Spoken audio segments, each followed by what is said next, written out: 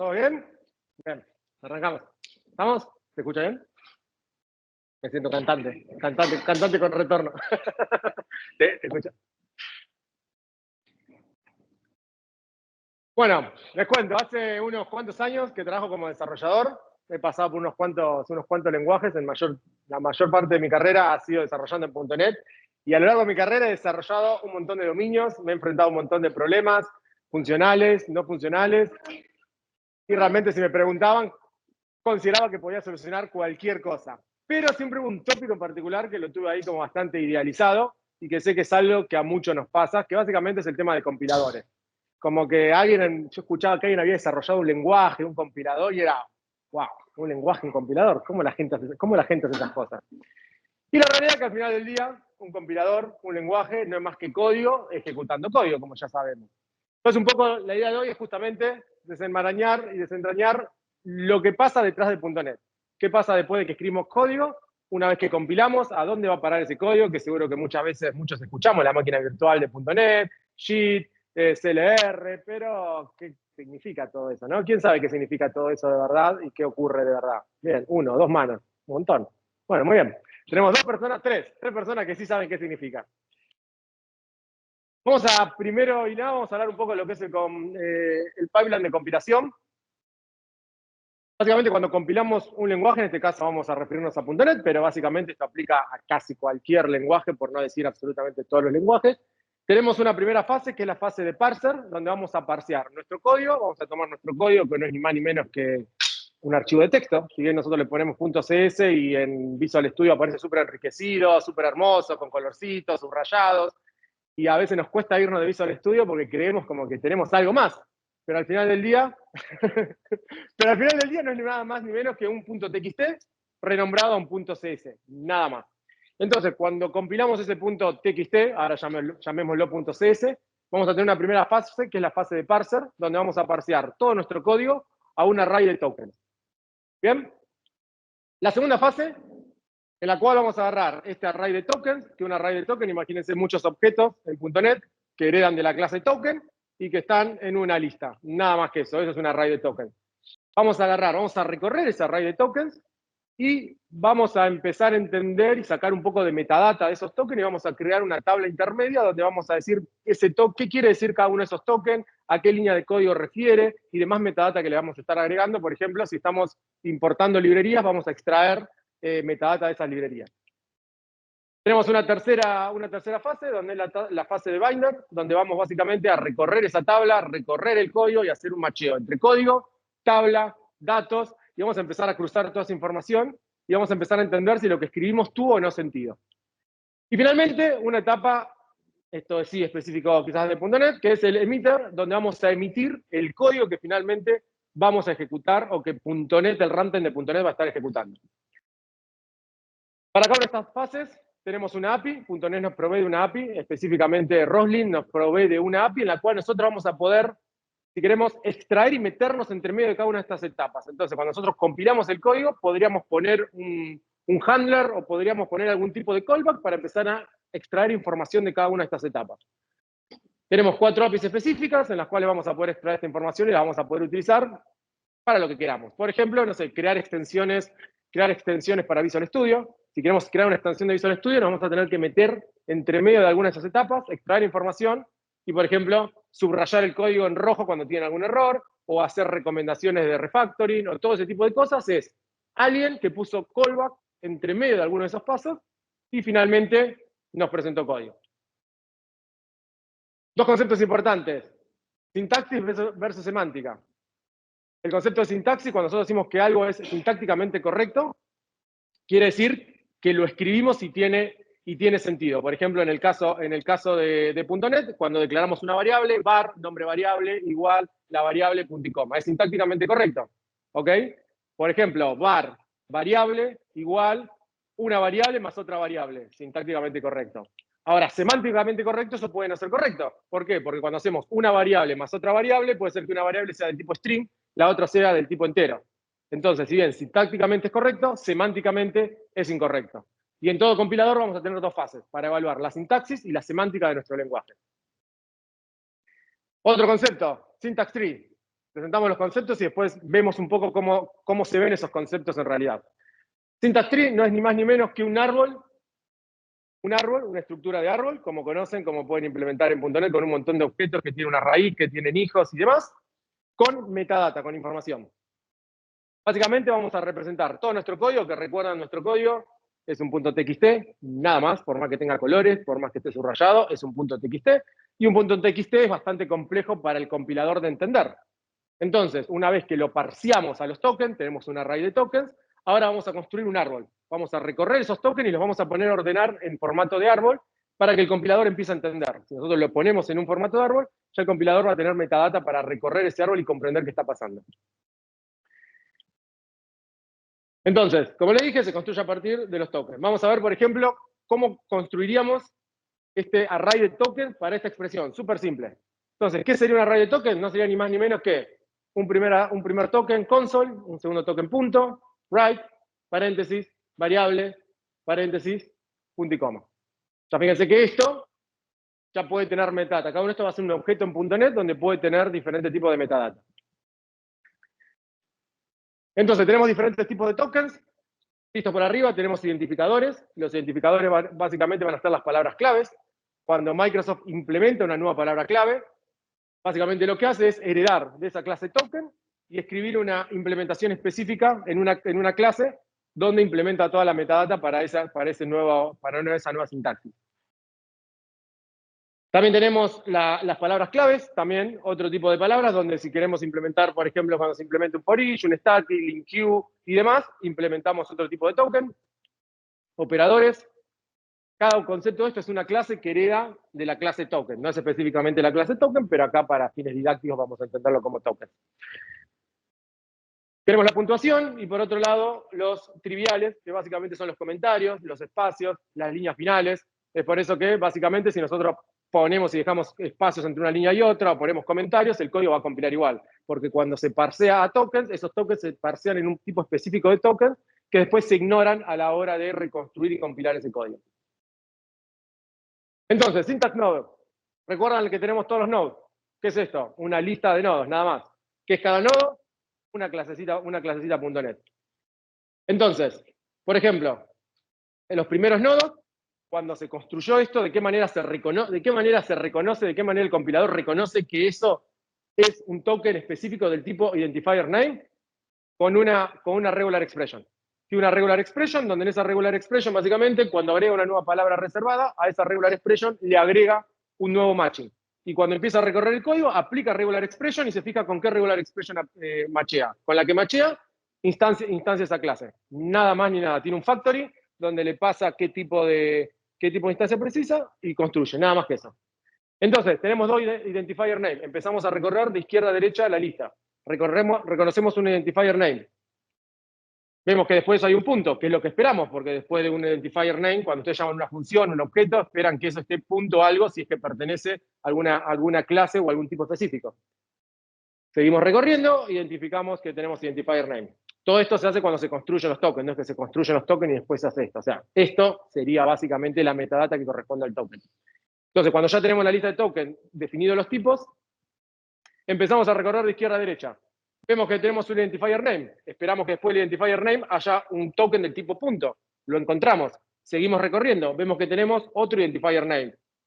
Perfecto. Esperamos que después de ello haya o otro punto, o un igual, o un paréntesis. Pasamos. Vemos que hay un paréntesis. Perfecto. Entonces sabemos que estamos llamando a una función. ¿Qué hacemos? Construimos una estructura mayor donde Simple Member Access Expression, donde sabemos que estamos accediendo a un miembro específico. Y en el constructor, de vuelta, esto es una clase, en el constructor de esa clase le tenemos que pasar como parámetro una lista de identifier con la lista de separadores en el medio.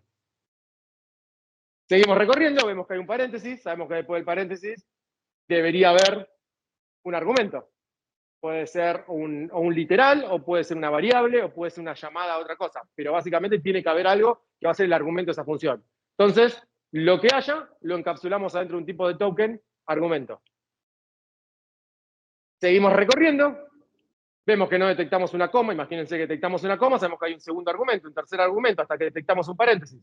Detectamos un paréntesis, construimos un argument list, el cual cuando lo construimos le tenemos que pasar como parámetro una lista de argumentos y en caso de que fueran muchos argumentos le deberíamos pasar las comas también. Seguimos recorriendo, encontramos el punto, el final. ¿Qué hacemos? Empezamos a seguir construyendo hacia arriba.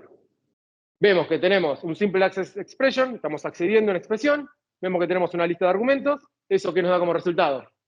Un invocation. O sea, fíjense que lo que hacemos acá es lo que nosotros leemos. ¿De qué se trata programar? Se trata del problema, desarmarlo en pequeños problemitas y entender cómo funciona nuestro cerebro y volcarlo y convertirlo en código. Cuando ustedes leen esto y saben que están llamando una función y pasándole un parámetro y que la línea termina, lo que están haciendo es exactamente esto. Fíjense que es exactamente lo mismo que hace el compilador, nada más. Tenemos un invocation expression, sabemos que termina con un punto y coma, tenemos un expression statement. Sabemos que eso es una expresión completa, que podemos ejecutar. Fíjense que ya esto no es un punto TXT. Esto ya es una estructura más compleja, ya es una estructura con metadata, ya es una estructura que si ustedes se las presento o se la presentan a un compilador, podrían escribir un algoritmo y podrían entender qué está pasando. Si yo les doy un punto TXT y les digo, ¿qué hace este programa? Escríbanme en código qué es lo que está haciendo, se les va a complicar. Si yo les doy esta estructura y ustedes tienen que recorrerla y decirme qué es lo que hace esa expresión, es mucho más fácil, ¿verdad? No quiero decir que sea trivial, quiero decir que es más fácil que recorrer un punto TXT, ¿estamos de acuerdo? Tenemos, por ejemplo, el Syntax Visualizer, que está dentro de Visual Studio, creo que solamente la versión Enterprise, donde fíjense que tenemos una porción de código y lo que tenemos allá es exactamente lo mismo que les acabo de enseñar ahora. Fíjense que tenemos Argument List, donde básicamente tiene toda la metadata y se refiere a esta parte. Tenemos un Invocation, donde se refiere a esta otra parte. Tenemos un Method Declaration, donde se refiere a esta parte. Un Class Declaration, y un namespace declaration. ¿Cómo reconoce todo esto? Va recorriendo, tac, tac, tac, tac, tac, tac, tac. Va recorriendo el TXT de izquierda a derecha, va recorriendo y va diciendo, este namespace, le paso los regular expression, ¿con qué machea? Con una declaración de tipo. Ok, lo del costado es el namespace. Después va haciendo exactamente eso. O sea, eso es lo que hace el compilador por detrás y lo que hacen gran porcentaje de los compiladores. Después puede variar la implementación, cómo se implementa esto, si es con regular expression, si se implementa de alguna manera más específica para más optimización, pero a grandes rasgos lo que hay por detrás siempre son autómatas, un autómata finito, que un autómata no es ni más ni menos que una regular expression, nada más. ¿Por qué tenemos un syntax tree y no algún otro tipo de estructura? Primero porque es simple, es una especificación confiable, una vez que armamos un syntax tree, sabemos que lo podemos recorrer, tenemos algoritmos especializados en la ciencia de la computación, algoritmos especializados para recorrer árboles de manera óptima y de manera cíclica. Entonces no estamos inventando la rueda, básicamente estamos delegando toda la complejidad de recorrer un árbol a los algoritmos típicos de ciencia de la computación. Es inmutable, algo importante, una vez que se crea un árbol, podemos recorrerlo porque no vamos a estarlo manipulando. Entonces, ¿qué beneficio nos da? Lo podemos recorrer de manera concurrente. Podemos estar recorriendo el árbol y analizando, por ejemplo, el tipo de sintaxis y podemos estar marcando errores en rojo, podemos estar recorriendo y viendo los tipos, podemos estar recorriendo y viendo varias cosas en simultáneo porque sabemos que ese árbol no va a cambiar. Entonces nos permite de manera concurrente levantar varios hilos y poder recorrerlo. ¿Está claro? ¿Alguna pregunta? Todo claro. Más o menos claro. Bien. Como les dije, .NET nos da unas APIs. Entonces, cuando nosotros compilamos el código, ¿qué es lo que hace Roslyn por detrás? ¿Qué es lo que hace el compilador de .NET? Si bien saben, el compilador de .NET está escrito en .NET. Al igual que muchos lenguajes como el de TypeScript, está escrito en TypeScript, y así es bastante raro, ¿no? Porque ¿qué está primero, el compilador o el lenguaje? ¿Cómo hacemos? Pero bueno, básicamente lo importante es que el compilador utiliza las primitivas comunes de .NET. Entonces, cuando empezamos a agregar syntax sugar y demás, el compilador de .NET no entiende eso, pero no lo necesita. Una vez que agregamos a syntax sugar, podemos agregarle syntax sugar al compilador porque ya ahora tenemos esa syntax sugar. Entonces, ¿qué es lo que hace básicamente? Como les dije, esto es un TXT. Fíjense, ¿qué es eso? Un string. Nada más con string. Llamamos a la API, se llama syntax tree, parse text. Fíjense, parse text. Estamos parseando texto, porque no es texto. Por más colores, quiero repetir esto porque es algo que me siguió muchos años cuando quería abandonar Visual Studio y demás, iba a Visual Studio Code, era como, pero Visual Studio te saca pop-ups y te presenta cosas, colores, rayos. Es .txt, es lo mismo, no es más que eso, por más maravilloso que nos parezca Visual Studio. Fíjense que hacemos un parse text y lo que nos va a devolver es un syntax tree. Entonces fíjense que ustedes pueden escribir ahí su .txt, pueden llamar esta API y ya pueden tener un syntax tree. ¿Bien? El proceso de compilación, ingresamos código fuente, texto, y voy a seguir haciendo hincapié en esto, texto, nada más que texto. Hacemos un procesamiento, hacemos un análisis sintáctico, que es lo que revisamos anteriormente, recorremos el árbol. ¿De qué manera sabemos que es sintácticamente correcto? Básicamente, cuando instanciamos un objeto del tipo argument list y tiene que recibir un array de argument, si no tenemos tokens que son un array de argument, cuando queremos construir nos va a decir no puedo construirte el objeto porque estoy esperando que me pase ese parámetro. Entonces nos aseguramos que sea sintácticamente correcto. Análisis semántico, ahora lo vamos a revisar, y como salida tenemos un punto .exe o un punto .dll. ¿Pero qué hay dentro del punto .exe y dentro del punto .dll? ¿Qué tenemos? Tenemos texto, siempre tenemos texto, al final del día siempre es texto. Exactamente, ni tampoco es un syntax tree, el syntax tree es un paso intermedio. Tampoco es código máquina, se parece al código máquina, pero no es código máquina. Exactamente, es MSIL, que es lo que vamos a revisar ahora, que es algo intermedio entre el código máquina y el código .NET.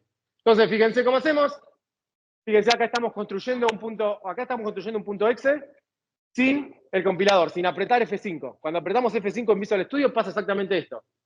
Se declara la metadata del archivo, se parsea el código. Una vez que se pasea el código y tengo un syntax tree, lo que hago es agrego las referencias necesarias, agrego un syntax tree y tengo un punto .exe. Hago un punto .emit y eso me da como resultado un punto .exe.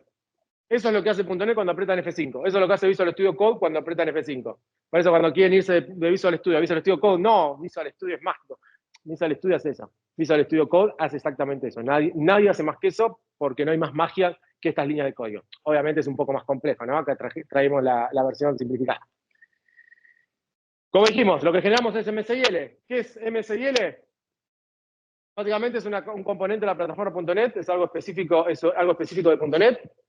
Es un lenguaje intermedio entre el código máquina y el código fuente, el .txt. Lo bueno que tiene MSIL es que es totalmente independiente del lenguaje. Por eso tienen F#, por eso tienen C#, por eso tienen Visual Basic.NET, por eso tenían C++ algo en pasado, y al principio había un montón de Sharp. ¿Se acuerdan? No sé, cuando salió recién Roslyn, se empezaron a implementar un montón de estas cosas. ¿Por qué? Porque básicamente era tan fácil como, no importa qué lenguaje hagan, ustedes pueden hacer lenguaje german.net, lo importante es que cuando lo parseo al syntax tree, como resultado tener un syntax tree. Si yo tengo un syntax tree, ya está, lo puedo enchufar en el resto de procesamiento y todo el resto no tengo que preocuparme. Si yo quiero implementar mi propio lenguaje, lo único que tengo que hacer es mis propias regular expression para poder reconocer mi lenguaje, recorrer después la lista de tokens y construir el syntax tree exactamente. O sea, no tengo que hacer nada más que mi regular expression para reconocer. Si yo quiero declarar una variable con declaro variable, tengo que hacer una regular expression que tome declaro variable. Y cuando está la palabra declaro variable, tengo que instanciar un objeto del tipo específico propio de la plataforma. No tengo que implementar ni siquiera mis tokens, porque los tokens ya son propios de la plataforma. Bien, tenemos entonces el Just-in-Time Compilation.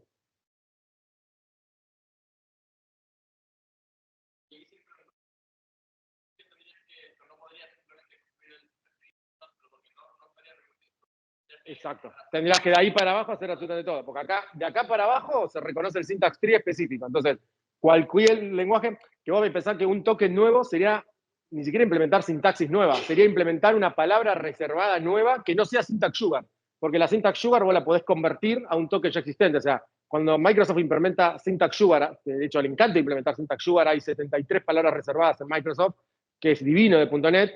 Cada syntax sugar nueva mapea a exactamente los mismos tokens que ya tenemos. No crean tokens nuevos. Una declaración de variable, cuando la declaramos con string adelante, cuando la declaramos con var, cuando la declaramos con let o lo que queramos, al final del día es una declaración de variable, es un mismo token. Entonces, implementar un nuevo token sería implementar un concepto nuevo dentro de la plataforma. Lo cual seguramente es un poco complejo porque a Microsoft le encanta implementar cosas nuevas, entonces tiene un montón de conceptos que de hecho en otros casos otros lenguajes no tienen. Entonces, casi todo va a mapear algún token que ya tenga implementado Microsoft. Bueno, ¿qué es el JIT? Básicamente es compilación en tiempo de ejecución. ¿Qué significa eso? Ahora vemos. Traduce IL o MSIL, que es lo mismo, a código máquina. .NET no compila código máquina, compila un lenguaje intermedio que es el MSIL. Implementa diferentes tipos adaptativas. ¿Cuál es el beneficio de tener que compilar a MSIL? Que como no compilamos a código máquina, ¿qué pasa cuando compilamos a código máquina? Tenemos que compilar nuestra aplicación para una arquitectura específica, para un CPU específico, porque cada CPU tiene su propia lista de instrucciones, de opcode, que son palabras reservadas del procesador. Entonces, si nosotros compilamos para una arquitectura específica, necesitamos utilizar esas palabras específicas. Si nos queremos mañana nuestro código, llevarlo y implementar nuestra aplicación ahora en Linux, por ejemplo, ¿qué es lo que pasa? Deberíamos compilar un ensamblado para Linux. Sin embargo, hoy con NetCore, ¿qué hacemos? Compilamos un .exe y ese mismo .exe no lo podemos llevar a Linux. Pero Linux utiliza otra lista totalmente diferente de instrucciones. No importa, porque no se ejecuta el código que se acaba de generar, sino que tenemos el JIT que va a ir compilando en real time y en tiempo real va a estar agarrando ese código intermedio y lo va a estar compilando a la plataforma específica. Bueno, algunas cosas con mejor rendimiento, dado que podemos compilar en real time para la arquitectura específica que estamos corriendo, podemos implementar todos los beneficios que tengamos. O sea, mañana hay un procesador nuevo, aparece un procesador nuevo que tiene una lista de set de instrucciones nuevas, no tenemos que actualizar nuestro código. Lo que se tiene que actualizar es el runtime de .NET. Al runtime de .NET se le agrega esa compilación y esas instrucciones nuevas. Eso se actualiza en todas las máquinas y todos los proyectos corren con esas optimizaciones nuevas, por ejemplo, para las M1, para las M2, las M3 de Mac. No tenemos que recompilar para M1, no tenemos que recompilar para M2. Que de hecho, si ustedes van a otras plataformas, quizás una aplicación que funcionaba para una arquitectura anterior, la quieren correr en una M1 y no funciona. ¿Qué tienen que hacer? Descargarse una versión nueva del programa. En .NET no. En .NET el mismo programa. Cuando el runtime se actualizan las instrucciones nuevas que tiene la M1, actualizan el runtime y todas las aplicaciones .NET van a estar funcionando. El MSIL siempre estuvo, pero en NetCore ahora se agregan unas especificaciones donde podemos implementar runtime para diferentes versiones. Se hace más extensible y más accesible. Pero el concepto de MSIL estuvo siempre, al igual que está en Java, porque justamente nunca se compiló a lenguaje de máquina. Bueno, entonces, ¿qué es el MIL? Es básicamente esto. Ese es nuestro código. Cuando nosotros compilamos, después de pasar por el syntax tree, bla, bla, bla, llegamos a esto. Estas son el set de instrucciones. ¿Quién es lo que está Assembly? ¿Ha codiado en Assembly alguien en la facultad? Bien, alguien codió en Assembly. Bueno, básicamente es muy parecido al Assembly, pero no es específicamente Assembly, porque el Assembly está atado a una arquitectura de CPU específico. El MSIL es una capa de abstracción más que después va a compilar a assembly específico de cada uno de los CPUs. Lo que le acabo de mostrar básicamente son opcode. ¿Qué son opcode? Palabras reservadas del procesador. Como Microsoft, como C# tiene las palabras reservadas, como el enqueue, como el where, como el static, como el for each, el CPU no entiende todo eso. Imagino que lo sabemos. O sea, el CPU no ejecuta un for each, no sabe lo que es un for each. Entonces, tiene una serie de opcode. Los opcodes son sus palabras reservadas. Cada CPU hay palabras reservadas generales que tienen todas las arquitecturas y todos los CPUs, pero hay CPUs que implementan palabras reservadas específicas. ¿Bien? Estas son algunas de las palabras específicas reservadas. Por ejemplo, un add, un sub, un mul, un div. Seguramente sabemos. Después tenemos un jump, donde vamos a poder saltar entre diferentes posiciones de memoria. Y algún tipo de palabras más.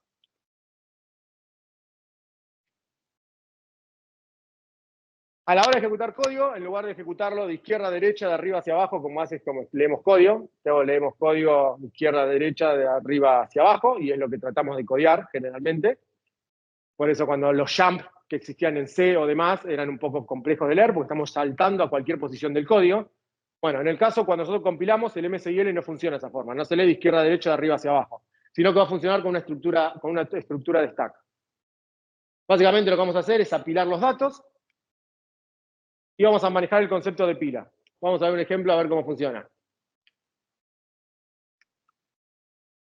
Primero, ¿por qué usamos el stack y no leemos código de izquierda a derecha, de arriba hacia abajo? Porque leer código de izquierda a derecha, de arriba hacia abajo, es complejo de traducir a assembly. El assembly no se lee específicamente de izquierda a derecha, de arriba hacia abajo, sino que funciona con un concepto de pila, con un concepto de stack.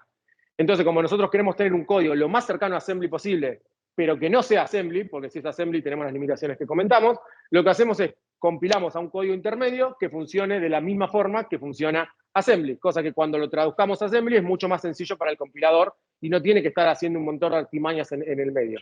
Porque de hecho, el runtime podría recibir un abstract tree, pero lo que pasa es que recorrer un abstract tree, recorrerlo todo arriba hacia abajo, termina siendo caro para después traducirlo a assembly.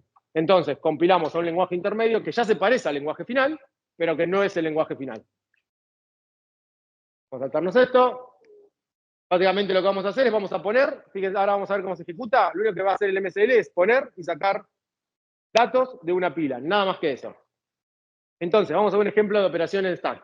Vamos a hacer, por ejemplo, la operación 5 más 10. 5 más 10 lo podemos asignar a una variable y es lo que estamos acostumbrados a hacer en .NET, en Python, en Java, en el lenguaje que queramos es exactamente igual. ¿Cómo lo leen? De izquierda a derecha, de arriba hacia abajo. Nada más. ¿Qué pasa en el MSIL? ¿A qué compila esto? De la forma que funciona el MSIL es de la siguiente. Queremos hacer 5 más 10. Esto es un stack. Básicamente, fíjense que ponemos elementos y vamos a sacar los elementos de arriba. ¿Conocen la estructura stack? Conocemos la estructura stack. Una pila de platos, apilamos platos. ¿Qué plato sacamos? ¿El de abajo o el del medio? No, sacamos el de arriba. Siempre igual. Esto funciona de la misma forma. Ponemos un 5. Ponemos un 10. Fíjense que ya no se lee de izquierda a derecha. Fíjense que nos salteamos el más. Ustedes mentalmente, en su cabeza, si ustedes leen esto, no hacen 5, 10 y después lo suman. ¿Qué hacen? Hacen 5, ahora tengo un más y ahora tengo el 10. Y eso me da un resultado. Fíjense que acá ya cambia la forma de leer. Voy al 5, voy al 10, los apilo y una vez que los tengo apilados, vamos a aplicar la operación suma. Ahora sí, sé que tengo un 5, un 10, sé que tiene que haber algo que los relaciona. Vuelvo hacia atrás. Tengo una operación. La operación, en lugar de ponerla en el stack, la operación la voy a ejecutar, la operación, y la operación va a tener un input y un output. ¿El input de dónde va a salir? Del stack. ¿Y el output a dónde va a ir a parar? Al stack. Entonces, la operación suma dice, tenés que sacar 2 elementos del stack. Sacalo. Lo saco. Aplicar la suma y devolver el resultado al stack. Y tengo el resultado. Y esa es la forma en la cual el MSL va ejecutando. Fíjense que no es de izquierda a derecha, de arriba hacia abajo, sino que tiene alguna diferencia. ¿Cuánto tiempo vamos? Ok, vamos, perfecto. Bueno, vamos a saltearnos esto. Entonces, ¿por qué tenemos una arquitectura basada en pilas? Es súper importante porque es lo más cercano que tenemos a cómo se ejecuta el CPU. Si alguno escribió assembly alguna vez, si alguno se metió en arquitectura de procesadores, van a ver que los procesadores ejecutan en formato pila y van administrando la memoria en formato pila.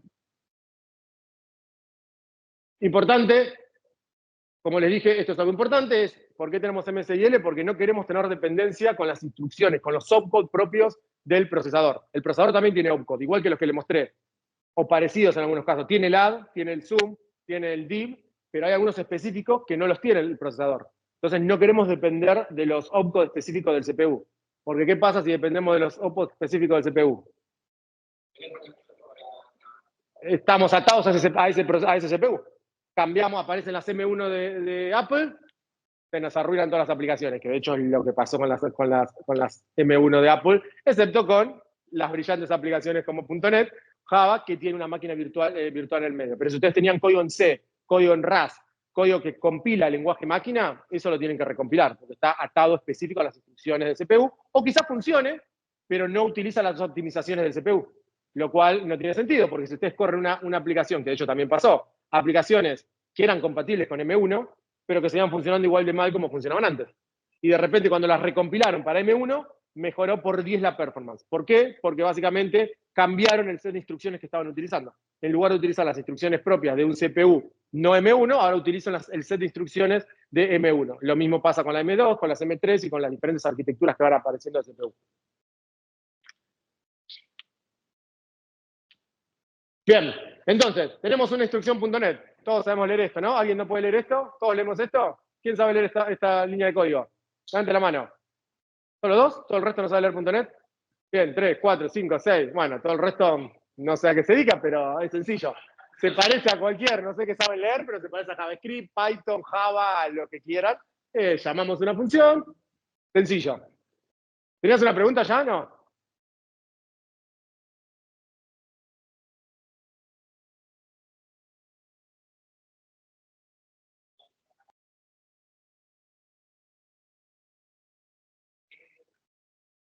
Maldita sea, me hicieron la misma pregunta el otro día y dije que le iba a buscar y no la busqué, debería haberla buscado. No estoy seguro si. Lo que creo que hace es un estilo de máquina virtual. Lo que me dijeron que hacía en la otra conferencia es que recompilaba las aplicaciones en real time. Correcto. te hace una capa de traducción, es parecido al bytecode de Java, te recompila todo, hace instrucciones que siguen siendo el procesador y lo guarda para que los siguientes instrucciones sean más rápidos. No lo hace directamente. Ok, hace exactamente eso entonces. Hace una traducción de código. Bien. Gracias. Ya lo sé para la tercera que me la pregunten, ya ahora lo sé. Vamos escalando.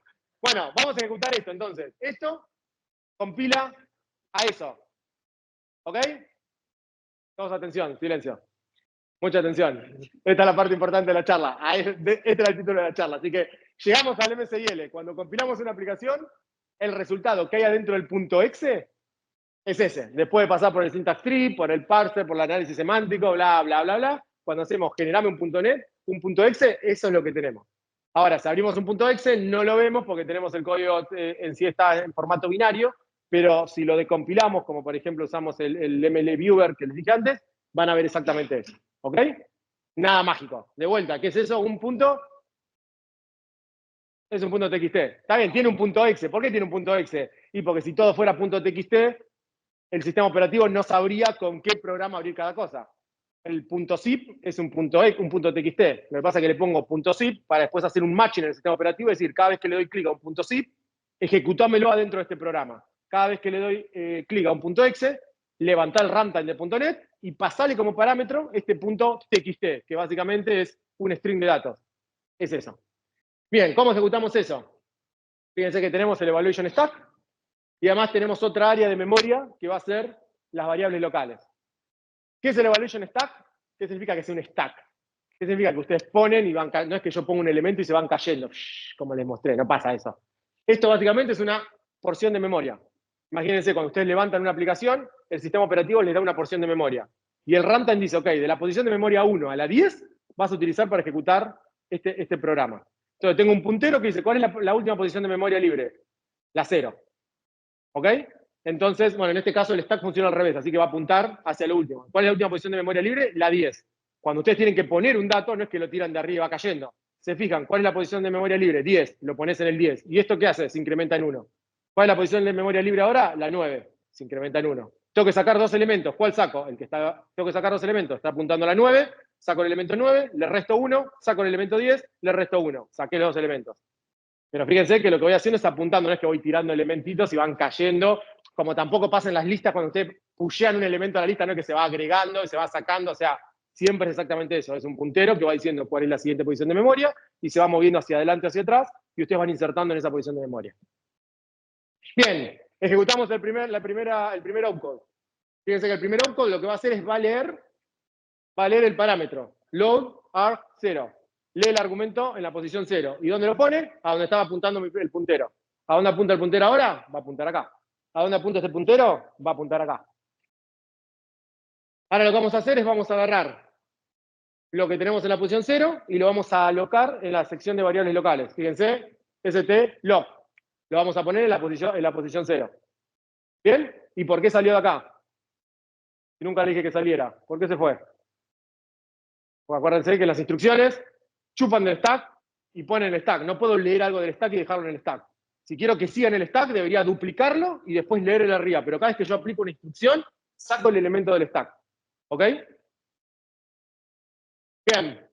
Declaramos acá un tag, que básicamente es como taguear la posición de memoria. ¿Por qué? Porque acá como no hay for each, si queremos iterar, no, ¿qué significa el for each? Bueno, el for each significa recordar esta posición de memoria y después de acá volví a saltar para acá, y volví a saltar para acá, y volví a saltar para acá. Ok, dejá de saltar y seguir ejecutando. O sea, eso es un for each. No existe el concepto de for each, o sí, pero es eso, básicamente.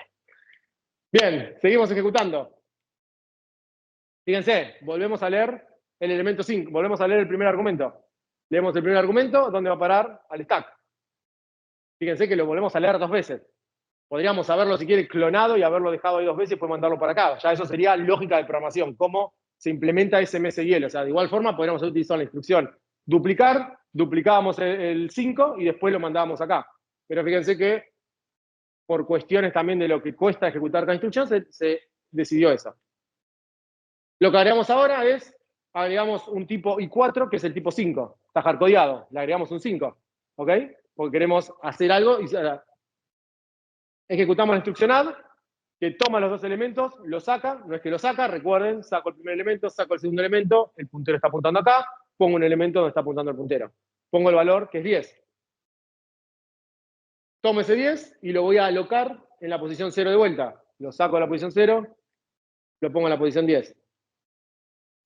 Ahora hago un load lock. Fíjense que en lugar de un store lock, hago un load lock. Leo de la posición 0. ¿Y a dónde leo? Lo mando al stack. Ahora ese 10, vamos a insertar un 15. Metemos un 15. Y finalmente, lo que vamos a estar comparando si es lower. En caso de que sea lower ese 10, vamos a estar saltando. Fíjense, esta es una comparación. LT de lower va a comparar estos dos valores, por lo tanto, si los va a comparar, ¿qué va a hacer con esos valores? Los va a sacar de stack. Obviamente, como no es menor ese 10, vuelvo a saltar arriba. Fíjense que ahí tengo un for each. Como eso no, o sea, ese if que ustedes tienen adentro del for each es exactamente eso. Acá, esas tres líneas de código son lo que ustedes tienen adentro de un for, o adentro de un while, o adentro de un do while. Es exactamente eso. A eso se traduce C#. Vamos de vuelta. Leemos lo que hay en la posición de acá abajo, en la posición 0, lo cargamos acá arriba, cargamos un 5, tenemos el 5, vamos a sumar. ¿Qué pasa cuando sumemos? Saca los elementos y ¿dónde lo va a meter? De vuelta lo va a meter acá. Agarramos ese 15, lo vamos a historiar acá abajo, y ahora finalmente, fíjense que acá abajo, esto cuando se lee de acá abajo no se saca. Eso es lo que tiene esta área de memoria, que podemos guardar esas variables y si las queremos reutilizar en el tiempo, las tenemos acá, porque no necesariamente las vamos a estar. Pero el costo que estamos pagando es que estamos pagando más instrucciones. Primero, ocupamos dos posiciones de memoria. Segundo, para mandar una variable acá abajo, tenemos que ejecutar primero el ST, y cuando la queremos leer, tenemos que ejecutar el load. Por eso estamos pagando costos. Todo eso se traduce a giros de CPU. Cada instrucción consume giros de CPU. Entonces, cuantas más instrucciones tengamos, más pesado va a ser la aplicación. Hacemos el load, lo traemos acá arriba, metemos el 15, y ahora comparamos si es menor o igual. Lo sacamos, como en este caso si es menor o igual, es igual, no vamos a saltar nada. Vamos a leer lo que tenemos acá abajo, porque es el valor que queremos retornar, y retornamos el valor 15. Eso es esta porción de código. Esto que acabamos de ver, fíjense, seguramente quizás alguno se lo imaginaba. Acá tenemos el lower que nosotros estamos comparando. Bueno, acá debería haber un igual, no solamente un menor. Este es igual. Este es el 5. Fíjense que estaba hardcodeado el 5 en el MSIL. ¿Por qué? Porque acá también está hardcodeado. Y fíjense que voy iterando y voy haciendo la comparación al final. ¿Está claro? Y al final hago un return. ¿Alguna duda? ¿Alguna pregunta? Hasta acá vamos a llegar con la presentación, porque tenemos un minuto más. Así que, ¿alguna duda? ¿Quedó alguna pregunta? ¿Sabían lo que pasaba por detrás? Perfecto. Importante. ¿Es necesario esto para saber programar en .NET? ¿Quién dice que sí? Levante la mano el que dice que sí. ¿Cuántas veces tuvieron que preocupar por esto? O sea, no es... O sea, ¿pueden saberlo? Pueden saberlo. ¿Es útil? ¿Les va a ayudar en el día a día? En el 99,9999 periódico de las aplicaciones no les interesa. ¿Por qué? Porque si les interesa ese tipo de código, posiblemente .NET no es el lenguaje que estén utilizando. Si ustedes tienen que llegar a ese nivel de optimización porque hay algo que no performa, posiblemente es porque no tienen que elegir la plataforma .NET y se tienen que ir a otro tipo de lenguajes que no tienen una máquina virtual en el medio. Porque toda esa máquina virtual, ese just-in-time compilation, esta representación, todo esto hace que sea caro también. O sea, no es gratis todo eso. Por lo tanto, ejecutar una aplicación que compila un lenguaje intermedio, que ese lenguaje intermedio se interpreta, se recompila el lenguaje máquina, ese lenguaje máquina, todo eso es caro. Estamos de acuerdo, ¿no? Es muy caro. Quizás les parece, pero es muy caro. Entonces, cuando ustedes compilan para una plataforma específica, solo sirve para esa aplicación específica, pero no tienen nada de todo esto. Ustedes, el binario que tienen, lo ponen en la porción de memoria que les da el kernel, empiezan a ejecutarlo y tienen código funcional.